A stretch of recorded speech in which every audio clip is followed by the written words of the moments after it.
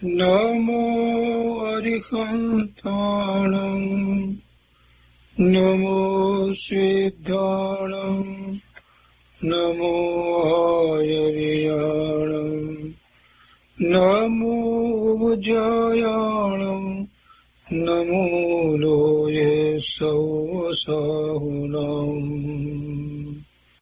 અસપંસનમોકારો સર્વપાવપનાશનો મંગલાણં ચ સૌવર્તે પરમં અવૈમંગલં અજ્ઞાનતિમિરંધાનાં જ્ઞાનાંજનશલાકયા ચક્ષુન્મીલિतं येन તસ્मै શ્રીગુરુવે નમઃ મુખાદિવ્યાકુક્ષિરત્નં શબ્દજિતવર્યાત્મજં શ્રીરાજચંદ્રયહું વંદે તત્વલોચનદાયકં પ્રભુતત્વલોચનદાયકં. કૃપાળુદેવના વચનામૃતનો સ્વાધ્યાય. એમાં આપણે વ્યાખ્યાન સાર 1 નો સ્વાધ્યાય કરી રહ્યા છીએ. એના 70 બોલ કર્યા છે. આજે 71માં બોલથી આગળ સ્વાધ્યાય લઈએ છીએ. પાના નંબર 744, 71મો બોલ. જેને મતિ જ્ઞાન તથા શ્રુત જ્ઞાનની અંશે પણ ખબર નથી, તે જીવ કેવળ જ્ઞાનનું સ્વરૂપ જાણવા ઈચ્છે તે સી રીતે બની શકવા યોગ્ય છે? અર્થાંત બની શકવા યોગ્ય નથી. કેવળ જ્ઞાનના સ્વરૂપનો વિચાર કરે અને મતિશ્રુત જ્ઞાનની ખબર નથી. 5 જ્ઞાનના જે ભેદ કયા છે એ વાસ્તવમાં તો ઉઘાડ અપેક્ષાએ છે. કેવળ જ્ઞાન એ જ્ઞાનનો પૂર્ણ ઉઘાડ છે. એવી રીતે કેવળ દર્શન એ દર્શનનો પૂર્ણ ઉઘાડ છે. દર્શન એટલે પોતાનું ભાન, પોતા સંબંધીનું ભાન, એનું પૂર્ણ ઉઘાડ છે. એટલે અનંત ગુણનો એવો પૂર્ણ ઉઘાડ થાય છે. કેવળ જ્ઞાન થાય છે ત્યારે કંઈ એકલું જ્ઞાન છે એમ નથી. એટલે એ કેવળ જ્ઞાન સંબંધી જ્યારે જીવ સમજવા માંગતો હોય તો એને મતિ જ્ઞાન, શ્રુત જ્ઞાન, અવધિ જ્ઞાન, મનોપર્ય જ્ઞાન અને કેવળ જ્ઞાન એ પાંચેયને સમજવા પડે. અને મતિશ્રુત જ્ઞાન જે છે એ કઈ રીતે છે અને આખો પુરુષાર્થ જે છે તે મતિશ્રુત જ્ઞાન દ્વારા થાય છે. અવધિ જ્ઞાન અને મનોપર્ય જ્ઞાન દ્વારા મોક્ષ માર્ગનો પુરુષાર્થ આપણે કરીએ છીએ એમ નથી. એ તો લબ્ધિ રૂપે જ્ઞાન છે, કોઈને હોય છે. પણ મૂળ વાત તો એ છે કે મતિશ્રુત જ્ઞાન જે છે એના દ્વારા જ જીવ મોક્ષ માર્ગનો પુરુષાર્થ કરી અને છેવટે કેવળ જ્ઞાન પ્રગટ કરે છે. એટલે કે કેવળ જ્ઞાન, કેવળ દર્શન, અનંત જ્ઞાન, અનંત દર્શન, અનંત વીર્ય, અનંત સુખ એવા ચતુષ્ટય પ્રગટ કરે છે. તો અહીંયા એ વાત કરી છે કે જે મતિશ્રુત જ્ઞાન અંગે જેને કાંઈ ખબર નથી એ કેવળ જ્ઞાનનું સ્વરૂપ જાણવા ઈચ્છે તો સી રીતે બની શકવા યોગ્ય છે? અર્થાત બની શકવા યોગ્ય નથી. અને હવે અહીંયા મતિ જ્ઞાન અને શ્રુત જ્ઞાનની વાત કરી છે. જરાક જુદી રીતે વાત લીધી છે. એમાં ખરેખર વિવક્ષા ભેદ છે, બાકી બીજો કોઈ ફેર નથી. અહીંયા 72માં બોલમાં કહે છે કે મતિ સ્ફુરાયમાન થઈ જણાયેલું જે જ્ઞાન તે મતિ જ્ઞાન. મતિ સ્ફુરાયમાન થઈ જણાયેલું જે જ્ઞાન, બુદ્ધિ, મતિ એટલે બુદ્ધિ, એ જે જ્ઞાન છે તે મતિ જ્ઞાન છે. અને મતિ જ્ઞાનમાં ઇન્દ્રિય જે છે, મતિ જ્ઞાનની અંદર ઇન્દ્રિય તે નિમિત્ત કારણ છે. મતિ જ્ઞાનમાં એ પર સંબંધીનું જે કંઈ જ્ઞાન કરે છે એ બધું જે ઇન્દ્રિય દ્વારા કરે છે, તો વાસ્તવમાં તો એ ઇન્દ્રિય મૂળ કારણ નથી, એ નિમિત્ત કારણ છે. જ્ઞાન તો એનો સ્વભાવ છે. આંખ દ્વારા જોઈને જે જ્ઞાન કરે છે તો આંખથી જ્ઞાન થાય એમ નથી.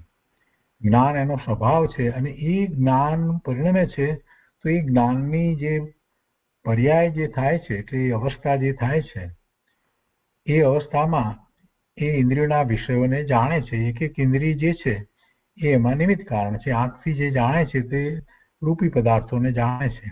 આંખથી કઈ સ્વાદને જાણતો નથી, સ્વાદનું જ્ઞાન નથી થતું. જીભથી સ્વાદનું જ્ઞાન થાય છે પણ રૂપી પદાર્થનું જ્ઞાન નથી થતું કે બીજા સાંભળવા વગેરેનું જ્ઞાન નથી થતું. એટલે કાનથી છે તે શ્રવણ એ સાંભળવા દ્વારા જે જ્ઞાન થાય છે તો એથી કઈ રૂપી પદાર્થનું જ્ઞાન નથી થતું કે સ્વાદનું જ્ઞાન નથી થતું કે ગંધનું જ્ઞાન નથી થતું. નાકથી જે જ્ઞાન થાય છે તે ગંધનું જ્ઞાન થાય છે પણ બીજે નું જ્ઞાન થતું નથી. એટલે જે 5 ઇન્દ્રિયો છે ને 5 ઇન્દ્રિયો દ્વારા જે જ્ઞાન થાય છે એના વિષયો છે. પણ આ બધું જે છે તે માં મૂળ વાત શું છે તો કે જ્ઞાન આત્માનો સ્વભાવ છે અને એ જ્ઞાન એ ઇન્દ્રિય સાથે જોડાઈ અને જે જ્ઞાન થાય છે તો એ જ્ઞાનની જે પર્યાય જે થઈ છે તે એ જ ખરેખર એ ભાવ ઇન્દ્રિય છે અને જે જ્ઞાનની પર્યાયમાં જે જણાવ્યો છે વિષય એ ઇન્દ્રિય એમાં નિમિત્ત છે. એટલી વાત છે. એટલે મતિ જ્ઞાનની અંદર આ બધું થાય પણ એ જણાયા પછી એનો મિનિંગ શું, જે જણાવ્યું તે શું, આંખ દ્વારા સામે જણાવ્યું પણ એ છે શું, એ છે શું, એ પ્રતિમા છે, કોની પ્રતિમા છે, એ બધી વાત જે છે એ તો શ્રુત જ્ઞાન દ્વારા ખ્યાલમાં આવે છે.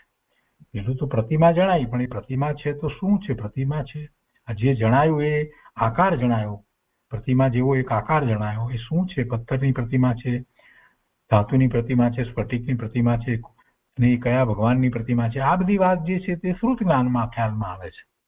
એટલે મતિ જ્ઞાન જે છે તે એકલું નથી હોતું, એની સાથે શ્રુત જ્ઞાન છે. એમ બંને મળી અને આપણને જ્ઞાન થાય છે અને એ જ્ઞાનમાં પરમાર્થે જે જ્ઞાન છે, શાસ્ત્રમાં જે વાત કરવામાં આવી છે એને પણ આપણે સારી રીતે સમજીએ છીએ. આંખ દ્વારા જો દેખાયું એટલે અક્ષર દેખાયો અને એ અક્ષરને શબ્દ દેખાયા તો એ શબ્દ અથવા તો સાંભળવામાં આવ્યું કાન દ્વારા તો એ શબ્દ સંભળાયા પણ એના મિનિંગ એ શ્રુત જ્ઞાનમાં ખબર પડે છે અને બધા વિશ્લેષણો જે થાય છે એ પણ શ્રુત જ્ઞાનમાં થાય છે. એટલે મતિ શ્રુત બંને સાથે હોય છે, એકલું શ્રુત નહીં એકલું મતિ નહીં. અને એ દ્વારા જ આપણે પરમાર્થે જે આપણું પ્રયોજન મોક્ષ માર્ગનું છે એ સાધીએ છીએ. એમાં ઇન્દ્રિયો છે તે નિમિત્ત છે, આંખ છે, કાન છે, સ્પર્શ ઇન્દ્રિય તો એવા સ્પર્શનું પણ જ્ઞાન થાય છે. એ બધી ઇન્દ્રિયોના વિષય છે, એક એક ઇન્દ્રિય એક એક વિષયને જાણે છે. તો એટલા માટે એને મતિ જ્ઞાન કહેવામાં આવ્યું છે. એટલે અહીંયા એ જ વાત મતિ એટલે બુદ્ધિ તરીકે લીધી. મતિ સ્ફુરાયમાન થઈ જણાયેલું જે જ્ઞાન તે મતિ જ્ઞાન. એટલે એમાં મતિની અંદર બુદ્ધિ પણ આવી ગઈ ને ઇન્દ્રિય પણ આવી ગયું. એ સ્ફુરાયમાન થઈ અને જણાયેલું જે જ્ઞાન તે મતિ જ્ઞાન. પણ જ્ઞાન છે એ જળ ઇન્દ્રિય રૂપ થતું નથી. જળ ઇન્દ્રિય છે અને જળ ઇન્દ્રિય જે છે બાહ્યમાં દ્રવ્ય ઇન્દ્રિય કહીએ એ ખરેખર જ્ઞાન કરતી નથી. જ્ઞાન કરવા વાળો તો ભગવાન આત્મા અંદર બેઠો છે એનાથી જ્ઞાન થાય છે. ઇન્દ્રિયથી કઈ ખરેખર જ્ઞાન થતું નથી. એટલા માટે એને નિમિત્ત કારણ કહેવાય. તો કે છે મતિ સ્ફુરાયમાન થઈ જણાયેલું જે જ્ઞાન તે મતિ જ્ઞાન. અને પછી અહીંયા જે કે છે એમાં જરાક શાંતિથી સમજવાનું છે. પહેલી દ્રષ્ટિ આપણને એમ લાગે કે આવી રીતે કેવી રીતે હોય. કે છે કે શ્રવણ થવાથી થયેલું જે જ્ઞાન તે શ્રુત જ્ઞાન. હવે એમ થાય કે સાંભળવાથી થયેલું જ્ઞાન તે શ્રુત જ્ઞાન. ના, શ્રવણ એટલે સાંભળવું, સાંભળવાથી જે થાય તે શ્રુત જ્ઞાન એમ નથી. પણ આગળ એની સ્પષ્ટતા આવે છે. પણ સાંભળવાથી પણ જે થાય છે તે પણ ખરેખર તો મતિ છે. પણ એના ઉપર આપણને એનો જે મિનિંગ જે સમજાય છે ને એટલે એ શ્રુત છે. એટલે એ શ્રુત છે. મતિ એકલું હોતું નથી. શું સંભળાયું ખબર જ ન પડે તો શું સાંભળ્યું, શું જે સાંભળ્યું એ તો ધ્વનિ છે. એ તો ધ્વનિ છે. ભાષા વર્ગણાના પરમાણુ ની એ પર્યાય છે. ધ્વનિ સંભળાયો. હવે એ ધ્વનિ એ શબ્દ રૂપે છે, સંગીત રૂપે છે, આ બધું જે છે એ ક્યાં ખબર પડે છે તો શ્રુત જ્ઞાનમાં ખબર પડે છે. એટલે આપણને સહેલાઈથી સમજાવવા માટે કૃપાળુ દેવે એમ લીધું છે. આગળ કહે છે કે અને તે શ્રુત જ્ઞાનનું મનન થઈ પ્રગમ્યું. એ શ્રુત જ્ઞાનનું મનન થઈ પ્રગમ્યું એટલે પ્રગમ્યું એમાં પ્રાગમ્ય શબ્દ એક છે. તો એટલે ઈચ્છાપૂર્વક જે કરવામાં આવે છે તો એ પ્રાગમ્ય શબ્દ છે. તો એના ઉપરથી પ્રગમ્યું છે એટલે કે ઈચ્છાપૂર્વક એનો મિનિંગ સમજાયો છે. તે શ્રુત જ્ઞાનનું મનન થઈ પ્રગમ્યું ત્યારે, હવે એનો મિનિંગ સમજાયો છે ત્યારે તે પાછું મતિ જ્ઞાન થયું. એટલે શું? એ જે સમજાયું છે તો ત્યારે ખ્યાલ આવે છે કે આ ઇન્દ્રિય દ્વારા મને આ પદાર્થનું આવી રીતે જ્ઞાન થયું, આંખ દ્વારા મેં જાણ્યું. એટલે સુધી પહોંચવા માટે કેટલી બધી વાત આવે એમ. આંખથી મને આ જ્ઞાન થયું એમ કે તો સાંભળી અને આપણે જે કહીએ પછી એ બધું એનો મિનિંગ સમજાય ત્યાર પછીથી કહીએ છીએ. એટલે કહે છે કે ત્યારે તે પાછું મતિ જ્ઞાન થયું. અથવા તે શ્રુત જ્ઞાન પ્રજ્ઞાથી બીજાને કહેવામાં આવ્યું ત્યારે તે જ કહેનારને વિશે મતિ જ્ઞાન અને સાંભળનારને માટે શ્રુત જ્ઞાન થાય છે. પાછો પેલો સાંભળે છે તો એનો મિનિંગ કરે છે તો એને માટે એ શ્રુત જ્ઞાન છે. સાંભળવું એટલે શ્રુત એમ નથી. સાંભળેલું જ્ઞાન જે એને શ્રુત જ્ઞાન કહેતા નથી. કદાચ અહીંયા બીજી સાથે વાત કરેલી હશે પણ આ ભાઈએ જેમણે આ જે ઉતારી લીધું છે, જે કૃપાળુદેવે જે પ્રવચન આપ્યું, જે વ્યાખ્યાન આપ્યું, તો એના વ્યાખ્યાન સાર તરીકે તો એમાં બીજી કેટલીક વાતો જે છે એમને કદાચ રહી પણ ગઈ હોય એટલે એમણે સીધો અર્થ આમ નામ કદાચ કરી નાખ્યો હોય એ પણ શક્યતા છે. કૃપાળુદેવ એમ કહે નહીં કે સાંભળ્યું એ શ્રુત જ્ઞાન, એવી વાત કૃપાળુદેવ કાંઈ કરે નહીં. પણ આમાં બધી વાત થોડી અટપટી બધી જુદી રીતે સમજાવ્યું હશે તો એમાંથી કેટલીક વાત ખૂટે છે. પણ આપણે એ વાતને બરાબર સારી રીતે સમજીએ છીએ કે મતિ જ્ઞાન અને શ્રુત જ્ઞાન શું છે. શ્રુત જ્ઞાન એ છે તો કે જે ઇન્દ્રિય દ્વારા જે ઇન્દ્રિયના નિમિત્તે જે જ્ઞાન થયું છે એ જ્ઞાનનું વિશ્લેષણ થવું, એનો મિનિંગ સમજાવો, એનો અર્થ સમજાવો અને અંદરમાં જે સ્મૃતિમાં જે પડેલું છે એના આધારે એનો વિશેષ અર્થ થવો કે કાંઈ નિર્ણય થવો કે એ સંબંધી પછી કોઈ નવા સંકલ્પ વિકલ્પ થવા, આ બધું કાર્ય જે છે તે શ્રુત જ્ઞાનમાં થાય છે. એ બધું શ્રુત જ્ઞાન દ્વારા થાય છે. એટલે સાંભળ્યું પછી કોઈને આપણે કહીએ છીએ તો સમજ્યા છે શ્રુત જ્ઞાન છે. અને પછી બીજાને જે કહેવામાં આવે છે તો કહીએ છીએ ત્યારે તો એ કહેવાય છે કઈ રીતે? શબ્દ દ્વારા કહેવાય છે. તો શબ્દ જે છે એ મતિ જ્ઞાન રૂપે નીકળે છે એમ કહેવાય. ભાષા વર્ગના પરમાણુ છે. ખરેખર તો શબ્દ કાંઈ આત્મા કરતો નથી. આત્મા શબ્દ કરી શકે નહીં. આત્મામાં શબ્દ કરવાની શક્તિ નથી. શબ્દ શું છે? પૂતગલની પર્યાય છે. કયા પૂતગલની પર્યાય છે? ભાષા વળગણા. એટલે એ પ્રકારના વિશેષ પ્રકારના પૂતગળ પરમાણુનો જે સમૂહ છે જેને વળગણા કહેવામાં આવે છે, એવા ભાષા કરી શકે એવા પરમાણુઓનો સ્કંદ એટલે ભાષા વળગણા. અને એનું કાર્ય છે એટલે એ અવાજ જે કહીએ છીએ આપણે, એ શબ્દ જે કહીએ છીએ તે. અને એમાં પછી તો જુદી જુદી વાત આવે જેનો કોઈ મિનિંગ ન હોય એવા પણ અવાજ હોય, એ પણ ભાષા વર્ગણાના પરમાણુનું કાર્ય છે. દાખલા તરીકે પથ્થર ઉપર બીજો પથ્થર ઘસીએ ને જે અવાજ નીકળે કે લોખંડ ઉપર બીજું લોખંડ ઘસીએ અને જે અવાજ નીકળે તેનો કોઈ મિનિંગ કે કાંઈ હોતું નથી. પણ એને બદલે કોઈ વાજિંત્ર જે છે એને વગાડીએ તો એનો અવાજ નીકળે તો એ મધુર નીકળે છે. અને પછી બીજું કે જે આ શબ્દો અનેક ભાષા રૂપે જે બોલાયેલા શબ્દ છે તો એ એના મિનિંગ હોય છે. તો એ બધો આખો એનો વિસ્તાર છે. આપણે વધારે એમાં નથી જતા. પણ એ બધું મતિ જ્ઞાનમાં આવ્યું. એટલે મતિ જ્ઞાન દ્વારા જયારે કહેવાયું એમ કહ્યું. અને સાંભળનારને માટે શ્રુત જ્ઞાન કેવી રીતે થાય છે? પહેલા તો એ સાંભળે છે અને પછી એનો મિનિંગ કરે છે. એટલે સાંભળતાની સાથે જ એને મિનિંગ થઈ જાય છે. એટલે પણ સાંભળવું, કાનથી સાંભળવું એ શ્રુત જ્ઞાન નથી. કાનથી સાંભળ્યું અને એ સાંભળતા જ એને અર્થ સમજાયો છે એ શ્રુત જ્ઞાન છે. તેમ શ્રુત જ્ઞાન મતિ વિના થઈ શકતું નથી. જો સ્પષ્ટ અહીંયા કહ્યું છે. જો મતિ વિના થઈ શકતું હોય તો સાંભળ્યું હોય જ એને શ્રુત જ્ઞાન થયું તો પછી એમાં મતિ ના આવ્યું. જો સાંભળવાને શ્રુત કહીએ, શ્રુત જ્ઞાન જે કે સાંભળવા એને શ્રુત જ્ઞાન કહીએ તો પછી મતિની ક્યાં જરૂર પડી? એટલે અહીંયા આજે ભાઈએ જેમણે આ લખ્યું છે ને એમણે કેટલીક વસ્તુ મિસ થઈ છે, એમાં કેટલીક વસ્તુ ભૂલાઈ ગઈ છે. એટલે આ બીજો વાક્યમાં જ એ વાત તો સ્પષ્ટ થઈ જાય છે કે શ્રુત જ્ઞાન જે છે તે મતિ વિના થઈ શકતું નથી. તો પછી મતિ જ્ઞાન કયું? તો એ કાન દ્વારા જે અવાજ સાંભળવામાં આવ્યો, શબ્દ સાંભળવામાં આવ્યા, એ મતિ જ્ઞાન છે. અને એ જ્ઞાન, એ જીવનું જ્ઞાન, એ જ્ઞાનની એ પર્યાય છે. અને જે જીવનું એ સાંભળવા સંબંધીનું જે જ્ઞાન થાય છે, તો એને આપણે અપેક્ષાથી એક કાનને જે ઇન્દ્રિય કહીએ છીએ, તો એવી રીતે એને ભાવ ઇન્દ્રિય પણ કહેવાય છે. અને એ ભાવ ઇન્દ્રિય દ્વારા જે જ્ઞાન થાય છે એ બધું મતિ જ્ઞાન છે. એમાં હજી શું છે એ મિનિંગ સમજાતો નથી. મિનિંગ જે ખબર પડે છે, શું એનો અર્થ છે એ ખબર પડે છે, એ શ્રુત જ્ઞાનમાં ખબર પડે છે. અને એ શ્રુત જ્ઞાનમાં જે ખબર આપણને પડે છે, તો એમાં આપણને સંઘની પંચેન્દ્રિયને વિશેષપણે ખબર પડે છે. કેમ કે એને સાથે મન જે છે, તો મનની અંદર સ્મૃતિ પણ છે અને એની અંદર વિશ્લેષણો પણ થાય છે. એટલે એની કેપેસિટી ઘણી છે, જે સંઘની નથી એના કરતા. એટલે મનની અંદર આ બધું થાય છે, એ શ્રુત જ્ઞાન છે.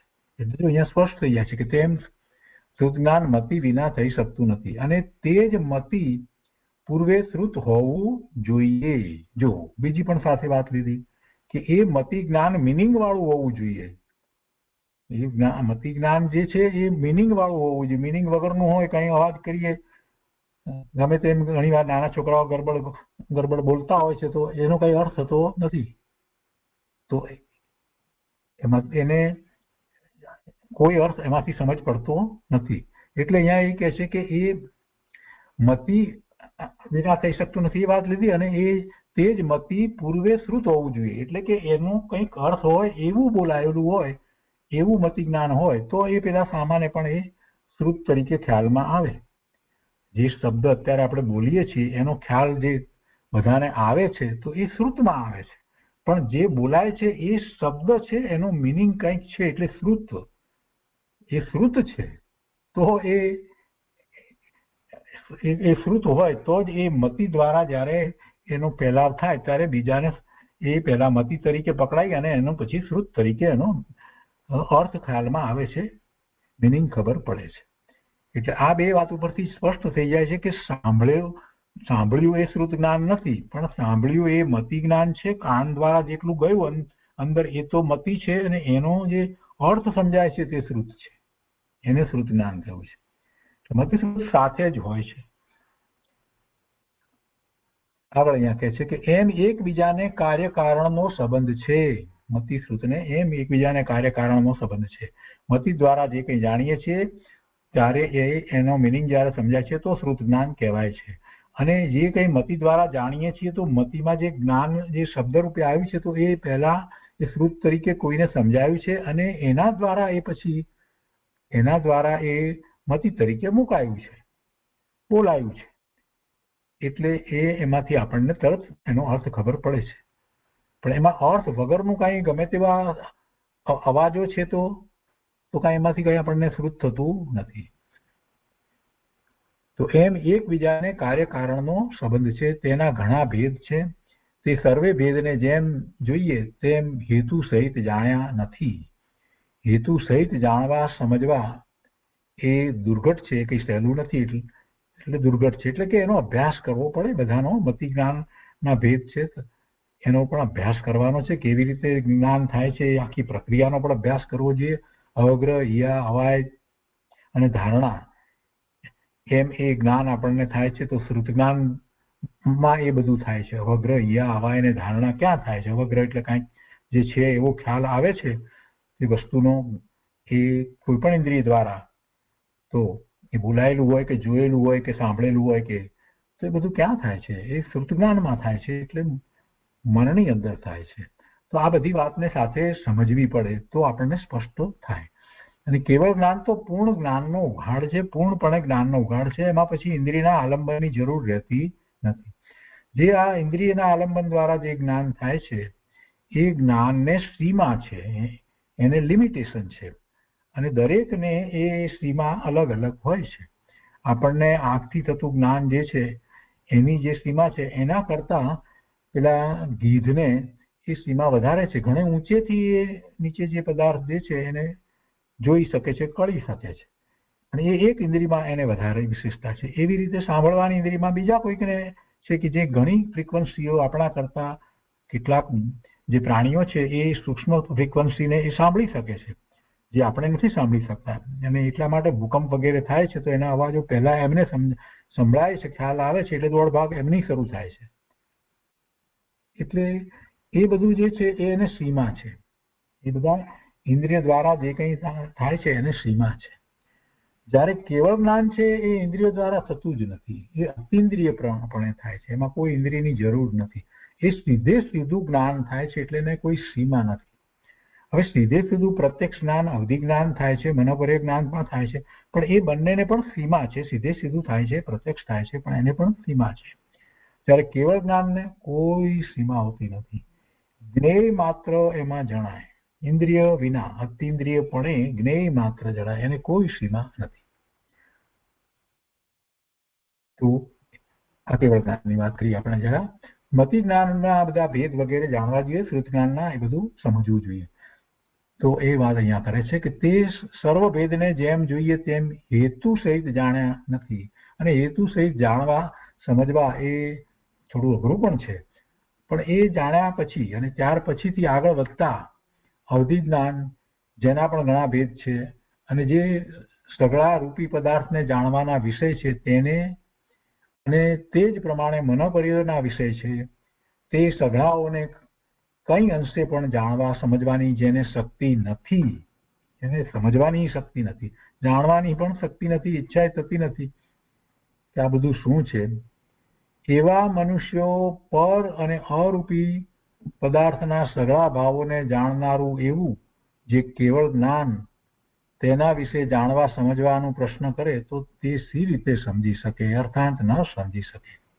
કેવું છે કેવળ જ્ઞાન? એના માટે અહીંયા વિશેષણો શું મૂક્યા કે પર, એવા મનુષ્યો કરીને લખ્યું છે કે પર અને અરૂપી પદાર્થના સઘળા ભાવને, પરના ભાવને અને અરૂપી પદાર્થના પણ, રૂપી પદાર્થના ભાવને જાણવાની વાત અહીંયા પેલા અવધિ જ્ઞાન, મનોપર્ય અંદર એમાં લેવામાં આવી, એના મનમાં છે તે. પણ અહીંયા તો કેવળ જ્ઞાનની વાત કરવી છે ને, એટલે પર અને અરૂપી પદાર્થના સઘળા ભાવને જાણનારું એવું જે કેવળ જ્ઞાન, એટલે સંપૂર્ણ જ્ઞાન, જ્ઞેય માત્રને જાણનારું જ્ઞાન, જ્ઞેય માત્રને જાણે એવું જ્ઞાન, તે કેવળ જ્ઞાન છે. કોઈને એમ થાય કે એવું કેવળ જ્ઞાન આપણને ન થાય તો શું વાંધો? જેને કાંઈ પણ શાસ્ત્રના અભ્યાસ નથી ને એ આવી દલીલ કરે કે અમારે નથી જોઈતું કેવળ જ્ઞાન, અમારે બધું જાણીને શું કામ છે, આવું બોલવા વાળા મળે. અને એને સમજાવવું અઘરું પડે, પણ એક જ વાત છે એને માટે કે ભાઈ તે અભ્યાસ નથી કર્યો એટલે તને એમ જ લાગવાનું છે, તને એમ જ લાગવાનું છે.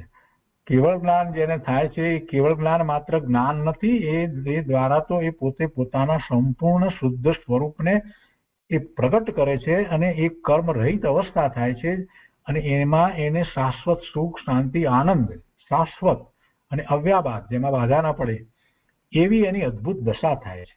એ બધું જાણવાની વાત નથી, એ તો પોતે પછી બહાર પર પદાર્થોને કંઈ જાણવા રોકાતા નથી, સ્વરૂપમાં સ્થિર થાય છે, એ કેવળ જ્ઞાન છે. અને એ થયા પછી કોઈ દુઃખ રહેતું નથી, કોઈ દુઃખ ભવિષ્યમાં થાય નહીં, કેમ કે ભવના ભ્રમણ જ થતા નથી. કેવળ જ્ઞાન થયા પછીથી જીવ આયુષ પૂર્ણ થતા નિર્વાણ પામી અને એક સમયમાં સિદ્ધશિલા ઉપર બિરાજમાન થઈ જાય છે, એ કેવળ જ્ઞાન છે. પેલા ગાંડા હોય એ બધાને કાંઈ ખબર ન હોય ને, ભાન ન હોય તો આવો પ્રશ્ન પૂછે, તમારે જ્ઞાન નથી, કેવળ જ્ઞાનની વાત કોઈ આ રીતે કરે કે બધું કેવળ જ્ઞાનમાં બધું જણાય, તો તમારે બધું જાણીને શું કામ છે? અરે પણ જાણવાની વાત નથી, આ આખી વાત જ જુદી છે. કેવળ જ્ઞાનને તમે જરાક એને વિસ્તારપૂર્વક સમજો તો ખ્યાલ આવે કે કેવળ જ્ઞાન કંઈક જાણવા, પરને જાણવા માટે છે, પરને જાણવા માટે નથી. પર તો જણાય છે, એમાં પ્રતિબિંબિત થાય છે, કેમ કે એ જ્ઞાન રૂપી અરીસો જે છે એ નિર્મળ છે, એટલે એમાં સામે કોઈ પણ જ્ઞેય છે તે એમાં પ્રતિબિંબિત અરીસામાં થાય, એવું એ કેવળ જ્ઞાન છે. હવે 73મો બોલ લઈએ. જ્ઞાનીના માર્ગને વિશે ચાલનારને કર્મ બંધ નથી, તેમજ તે જ્ઞાનીની આજ્ઞા પ્રમાણે ચાલનારને પણ કર્મ બંધ નથી, કારણ કે ક્રોધ, માન, માયા, લોભ આદિનો ત્યાં અભાવ છે. હવે ત્યાં અભાવ કહી દીધો, ક્રોધ માન માયા લોભ આદિનો, એટલે કષાયોનો અભાવ છે. આદિ કહ્યું એટલે બીજા 9 કષાયો પણ આવી ગયા, તો એ 9 કષાય પણ આવી ગયા ને. તો એનો અભાવ છે એટલી બધી વાત કરી દીધી. એનો અર્થ શું થયો? એનો અર્થ કે જ્ઞાનીનો માર્ગ એવો જ છે. તો જ્ઞાનીનો માર્ગ એટલે કેવો? જ્ઞાનીનો માર્ગ એટલે મોક્ષ માર્ગ. એ મોક્ષ માર્ગને વિશે જે પ્રવર્તે છે એને પછી એને કર્મ બંધ થતા નથી. જે છે એ કર્મ જે એ ઉદયમાં આવી અને ખરી જાય છે, ફળ આપે છે, તો એનું લક્ષ પણ આ જ્ઞાની ધર્માત્મા તો કરતા નથી. એટલે એમને પોતાને નવા કર્મના બંધ થતા નથી, નિજરાત થાય છે. અને એ પોતાની ભૂમિકા અનુસાર એ આ જ ભાવમાં કદાચ કેવળ જ્ઞાન પ્રગટ કરી લે છે, અથવા તો એ પછી 1-2 ભાવ કરી અને પછી કેવળ જ્ઞાન કરે છે. એ પછીના ભાવની અંદર એ આયુષ્ય પહેલા ના પડ્યું અને પછી બંધ પડ્યો તો દેવ થાય, દેવ પછી મનુષ્ય થાય, અને પછી એ પુરુષાર્થ આગળ ચલાવે છે. એટલે એવા જ્ઞાનીની અહીંયા તો વાત લીધી છે. તો એવા જ્ઞાનીના માર્ગમાં, અને બીજી રીતે સંપૂર્ણ જ્ઞાની એવા તીર્થંકર પરમાત્મા, કેવળ પરમાત્મા, એમનો માર્ગ કહેવાય ખરેખર. તો એ માર્ગે ચાલનારને કર્મ બંધ થતો નથી. એ માર્ગે ચાલનારને કર્મ બંધ થતો નથી. આ કંઈ ચાલવું નથી, આમાં કંઈ પગથી ચાલીએ એવું ચાલવાનું નથી. એ જે પ્રભુએ જે માર્ગ દર્શાવ્યો છે એ મોક્ષનો માર્ગ છે, અને એવી પ્રરૂપણા થવી જોઈએ, એવી જ પ્રરૂપણા થઈ જવી જોઈએ.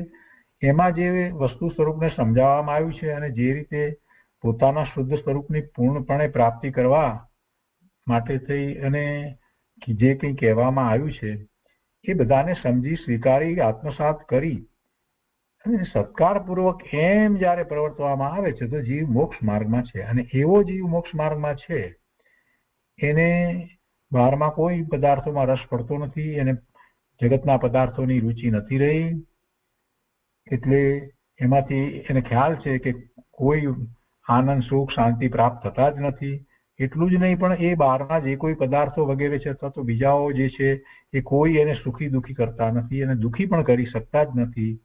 આ બધી વાત જેને શાસ્ત્ર અભ્યાસ દ્વારા અને પછી સ્વનો અનુભવ દ્વારા સમજાય છે, એવા જીવ જ્યારે મોક્ષ માર્ગમાં આગળ એવી રીતે પ્રવર્તન કરે છે તો એમને કષાયો મંદ થાય છે, અને પછી છેવટે કષાય રહિત દશા 12મા ગુણસ્થાને થઈ જાય છે. એટલે એ વાતને અહીંયા બંને વાતને રાખવાની છે કે જે મોક્ષ માર્ગમાં છે, જેના કષાયો મંદ પડ્યા છે, અને હજી આગળ વધી અને કષાયો મંદ અધિવત થતા છેવટે ક્ષય થાય છે. તો એ જ્ઞાનીના માર્ગના વિશે ચાલનારને કર્મ બંધ નથી. તેમજ તે જ્ઞાનીની આજ્ઞા પ્રમાણે ચાલનારને પણ કર્મ બંધ નથી. જો એમની આજ્ઞા પ્રમાણે ચાલવું એનો અર્થ પણ એ જ છે. એમની આજ્ઞા શું હોય? જ્ઞાનીની આજ્ઞા મોક્ષ માર્ગમાં પ્રવર્તાવવાની જ હોય. એટલે એમની આજ્ઞા પ્રમાણે ચાલનારને પણ એ જ રીતે કર્મબંધથી અને કષાયો મોડા પડી ગયા છે, અતિમંદ થઈ જાય છે, એનું લક્ષ બહાર જતું નથી, અને આત્માનું લક્ષ વારંવાર રહ્યા કરે છે. એટલે એ ઘણી નિજરા કરે છે, પૂર્વકર્મની નિજરા કરે છે, નવા કર્મ અતિ અલ્પ પ્રમાણમાં બાંધે છે. એટલે જ્યારે સમ્યક દ્રષ્ટિ છે એને પણ કોઈ અપેક્ષા એમ કહેવામાં આવ્યું કે એને કર્મ બંધ નથી, તો એમાં એ વાત છે કે એને અનંતાનુબંધીનો બંધ નથી. અનંતાનુબંધીનો બંધ નથી એટલે કાંઈક અલ્પ પ્રમાણમાં બંધ થશે તો પણ એ કંઈ સંસાર એને લીધે થઈ અને ખૂબ ચાલશે એવી વાત રહેતી નથી. હવે એને સંસાર તો હવે છૂટવાનો જ છે. એ 2-5 ભવની અંદર તો એ મુક્તિ પ્રાપ્ત કરવાના જ છે. એટલે સમ્યક દ્રષ્ટિને વિશે પણ આપણે એ જ રીતે વાત કરી છે. તો એ સમ્યક દ્રષ્ટિ એ જ્ઞાનીના માર્ગે ચાલી રહ્યા છે. એમણે એ માર્ગે ચાલી અને સમ્યક દર્શન પ્રગટ કર્યું છે, અને હવે એ મોક્ષ માર્ગમાં પોતે ચાલી રહ્યા છે. તો એમને પણ આપણે કહીએ છીએ, પણ એમને બિલકુલ કર્મ બંધ નથી એવો કહેવાનો આશય નથી. ત્યાં સમજાવવું છે. એટલે કહેવાય કે સમ્યક દ્રષ્ટિને બંધ નથી, પણ એ અપેક્ષાથી વાત છે કે એને અનંતાનુબંધીના બંધ નથી. એટલે જે બાકી બંધ જે પડે છે એમાં એ રુચિપૂર્વકના તો કંઈ કાર્યો કરતો નથી કે જેથી એને એવા તીવ્ર બંધ પડે. એટલે એ જે બંધ પડે છે એ પણ એવા નબળા પડે છે. તો એ વાત અહીંયા ગર્ભિત છે, આમાં સમજાવી દીધી છે કે જ્ઞાનીની આજ્ઞા પ્રમાણે ચાલનારને પણ કર્મ બંધ નથી, કારણ કે ક્રોધ માન માયા લોભ આદિનો ત્યાં અભાવ છે. તો આ રીતે એનો અભાવ છે. એ ધીરે ધીરે અભાવ થઈ જાય છે, પછી પૂર્ણપણે અભાવ થાય છે. અને તે અભાવના હેતુએ કરી કર્મ બંધ ન થાય, એ અભાવને કારણે એને કર્મ બંધ થતો નથી. હવે કહે છે કે એને કારણે કર્મ બંધન થાય તો પણ ઇરિયાપથને વિશે વહેતા ઇરિયાપથની ક્રિયા જ્ઞાનીને લાગે છે અને જ્ઞાનીની આજ્ઞા પ્રમાણે ચાલનારને પણ તે ક્રિયા લાગે છે. ઇરિયાપથ એટલે જે ચાલે છે, ચાલવાનું થાય છે એટલે કે એને વિહાર તો થાય છે.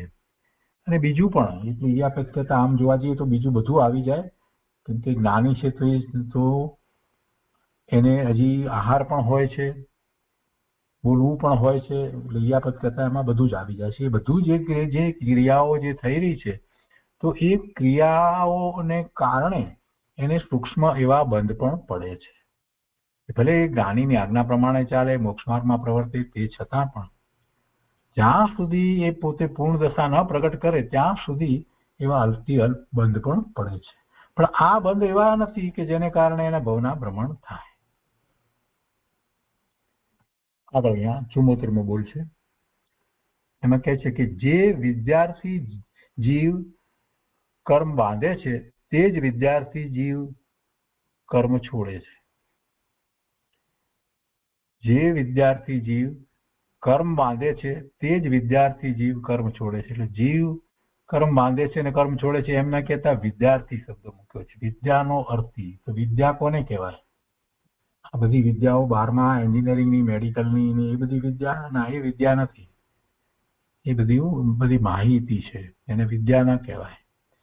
વિદ્યા કઈ છે? વિદ્યા તો જે દ્વારા પોતે પોતાના પૂર્ણ શુદ્ધ સ્વરૂપને પ્રગટ કરે એ વિદ્યા, એ સિવાય બીજી કોઈ વિદ્યા નથી. અને એ વિદ્યા આપણને ક્યાંથી પ્રાપ્ત થાય? તો જીનવાણીમાંથી પ્રાપ્ત થાય. કેમ કે ભગવાને એ વિદ્યા પોતે પ્રાપ્ત કરી અને પોતે પોતાના પૂર્ણ શુદ્ધ સ્વરૂપને પ્રગટ કર્યું છે, એટલે એમના દ્વારા હવે એ વિદ્યાનું પ્રકાશન થઈ રહ્યું છે. ઓમકાર દિવ્ય ધ્વનિ દ્વારા એ વિદ્યા બધાને પ્રાપ્ત થાય છે.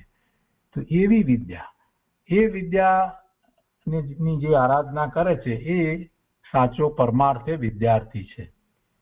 જે એવી વિદ્યાને આરાધે છે એ વિદ્યાર્થી છે. તો એ જ વિદ્યાર્થી જે કર્મ બાંધતો હતો, એ વિદ્યાર્થી પહેલા જે રીતે કર્મ બાંધતો હતો તે જ વિદ્યાર્થી હવે નિર્જરા કરે છે, કર્મ છોડે છે. વિદ્યામાં એ આગળ વધ્યો, વિદ્યાનો સત્કાર થયો અને જે વિદ્યા અને એને પ્રયોગમાં મૂકી. પહેલા વિદ્યાને માત્ર એને જાણી, વિદ્યા તરીકે ભગવાનની વાણી, જીનવાણી તરીકે એને વાંચી, સાંભળી, અને હવે જ્યારે એનો અર્થ સમજી, એનો સ્વીકાર કરી, સત્કાર કરી અને પ્રયોગમાં મૂકી, તો હવે એ વિદ્યાર્થી એને નિર્જરા થાય છે, કર્મ બંધ થતો નથી. એટલે કર્મ બંધ થતો નથી એટલે અતિ અલ્પ થાય અને પછી છેવટે એવી દશા આવે છે ચારિત્રનો પુરુષાર્થ વગેરે, અને એમાં પછી આગળ વધી અને પૂર્ણ કર્મ રહિત દશા પણ થાય. તો જે વિદ્યાર્થી જીવ કર્મ બાંધે છે તે જ વિદ્યાર્થી જીવ કર્મ છોડે છે.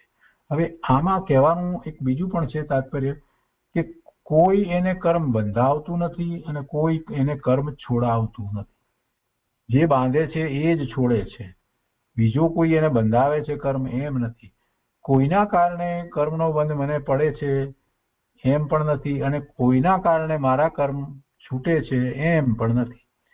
ભગવાનની ભક્તિ કરીએ ને કૃપા થઈ જાય તો બધા મારા કર્મનો નાશ થઈ જાય એમ હોતું નથી. પણ એવો ભાવપૂર્વક બોલવામાં આવે છે, કેમ કે ભગવાનની વાણી દ્વારા આપણે મોક્ષ માર્ગમાં આગળ વધીએ છીએ અને પછી નિદ્રા કરીએ છીએ. એટલે એમ કહેવાય કે પ્રભુ આપે મારા કર્મ જે છે એનો નાશ કર્યો, એ બોલાય.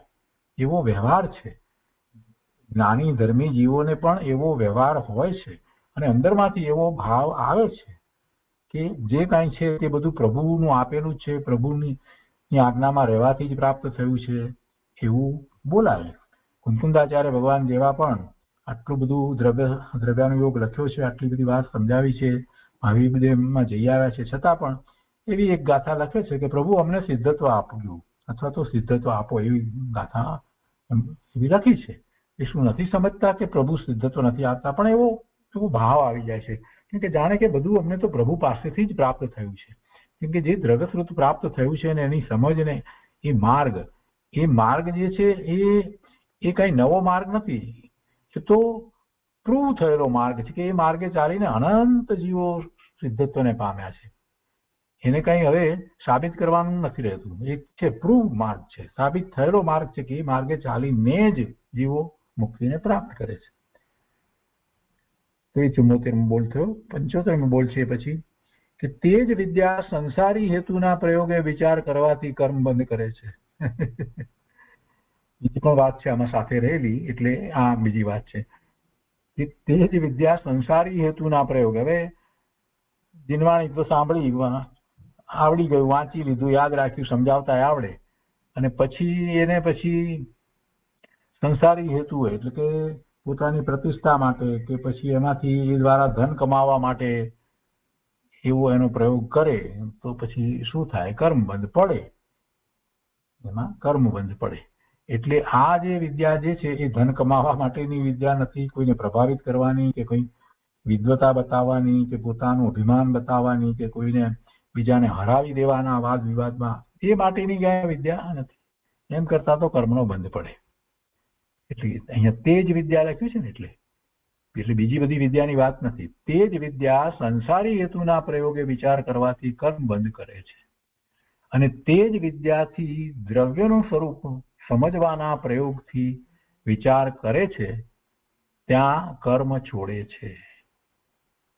તે જ વિદ્યાથી દ્રવ્યનું સ્વરૂપ સમજવાના પ્રયોગથી, દ્રવ્યનું સ્વરૂપ સમજવું છે એટલે માત્ર બુદ્ધિપૂર્વક સમજ એમ નહીં, પણ જેમ છે તેમ વાસ્તવિક સમજ લેવી છે. તો એમાં બધા દ્રવ્યમાં એક દ્રવ્ય એવું છે કે જે અનુભવ સિવાય સમજાય નહીં. કયું દ્રવ્ય છે? જીવ દ્રવ્ય પોતે, એનો અનુભવ થાય છે. બીજા બધા દ્રવ્ય જે છે એના સંબંધીનું જ્ઞાન થાય, ત્યારે આ જીવ દ્રવ્ય જે છે એના સંબંધી જ્ઞાન કરવું એટલે એ અનુભૂતિનો વિષય છે, એટલે એને અનુભવવું જ પડે. એટલે એ અનુભવે છે, અને એવો અનુભવ કરે છે તો પછી એને નવા કર્મ બંધાતા નથી, જૂના કર્મની નિજરા થાય છે, એમ એ કર્મને છોડે છે. આગળ 76મો બોલ છે ક્ષેત્ર સમાસમાં ક્ષેત્ર સંબંધી આદિની જે વાતો છે તે અનુમાનથી માનવાની છે, તેમાં અનુભવ હોતો નથી.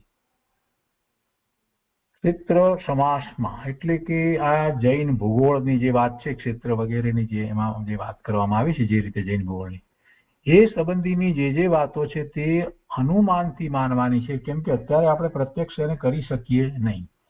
કેવળી પરમાત્માને એ બધું પ્રત્યક્ષ છે. આપણને એટલા 14 રાજલોક સુધી જઈને બધું જ્ઞાન કરીએ એ તો બનતું નથી, એ તો બની શકે એમ નથી. પણ ભગવાનના જ્ઞાનમાં એ બધું એમ આવ્યું છે, અને એ દિવ્ય ધ્વનિમાં પ્રકાશ્યું છે. એમાંથી ગણધર ભગવાને જે રચના કરી એમાં એ બધી વાત આવે છે. એટલે કેવળ જ્ઞાન સિવાય 14 રાજલોકનું જ્ઞાન થાય નહીં. એ બધી વાત કેવળી ગમે છે. તો એ વાતને માટે આપણે શાસ્ત્રનો અભ્યાસ અને એ વસ્તુને સમજવા માટે કેટલાક અનુમાન કરવા પડે. તો એ વાત કરી છે કે તે અનુમાનથી માનવાની છે, અને તેમાં અનુભવ હોતો નથી. અનુભવ થાય નહીં. એમાં શું અનુભવ થાય? રાજલોકના અનુભવ એવું તો થાય નહીં. કેવી રીતે થાય?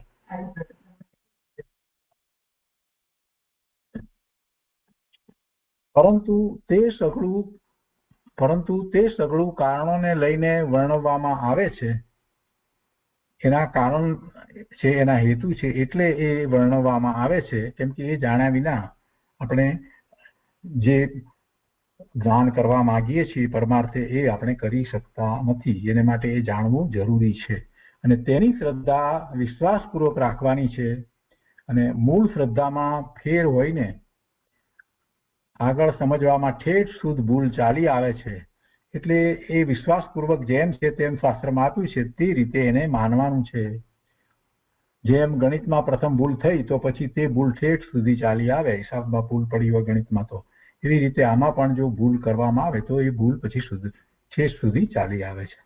તો એ રીતે આ 76મો બોલ છે. આજનો સ્વાધ્યાય અહીંયા સુધી રાખીએ છીએ. આપણે થોડો વધારે સમય આજે લીધો છે. હવે આજે 8મ છે, તેથી આપણે ભાવ પ્રતિક્રમણ કરીશું.